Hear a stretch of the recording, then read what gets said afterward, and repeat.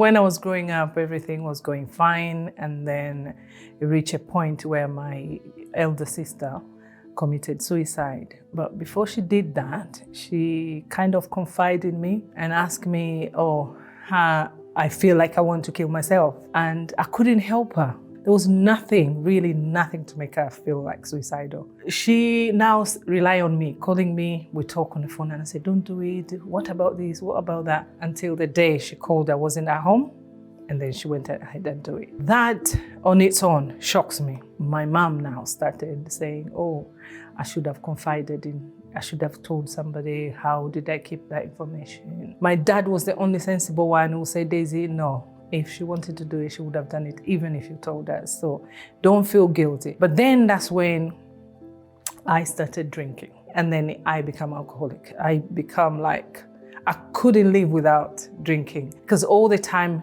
my thoughts would be on her. That's when I went really down. When I see myself in that area of professional as a mental health nurse, but I couldn't come out of the situation. I couldn't help myself. I went to a point really, really low, to a point that I didn't have desire to do anything, and all I could think of is drinking. I will say that I used the drinking to cover the depression. I never had this kind of suicidal thoughts, but I was beginning to feel tired. How long am I going to go around like this? How long?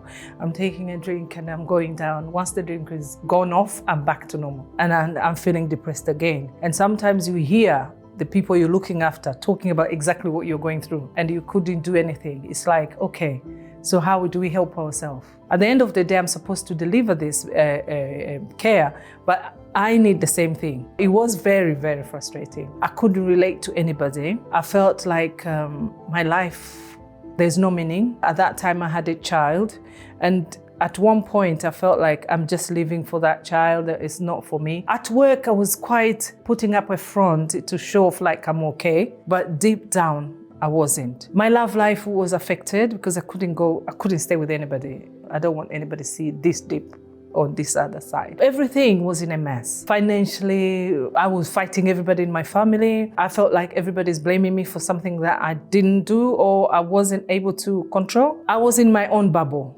and my own area that I felt like I couldn't come out. When I came here, I didn't know much this area. So a friend of mine came with me. We went somewhere and she said, I'm going to church. So when I came to church, I started listening to the messages. One of the things they were explaining exactly what happened to my sister, I realized that every time I'm learning something new about myself and how I will be able to come out of it. One day I just woke up and I think, actually it is over. I can't remember when last I was depressed. And I found that I enjoy going to work, which wasn't the case before.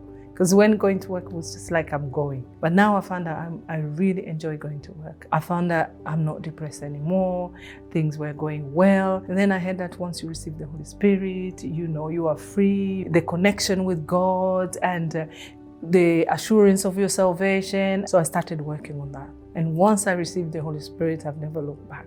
Today, I will say that I am a very, very happy person. I don't feel depressed anymore. I am happily married. I have a good job, as I said, working as a mental health nurse. I work more on give them hope and say to them, do you know what? You can actually overcome this. My relationship with family today is amazing. All those heavy feelings, as they are gone. How do I deal with that guilt of my sister killing herself? I found that I'm free from that. It is something that she could do. It's a personal decision. She chose to do that way. Probably she would have gotten help. And to be honest, one of the reasons I actually wanted to help other people is to make sure that nobody would do what she did. And I feel very happy when I help one person. Even if it's one person, I feel very happy that at least I'm able to stop somebody doing it.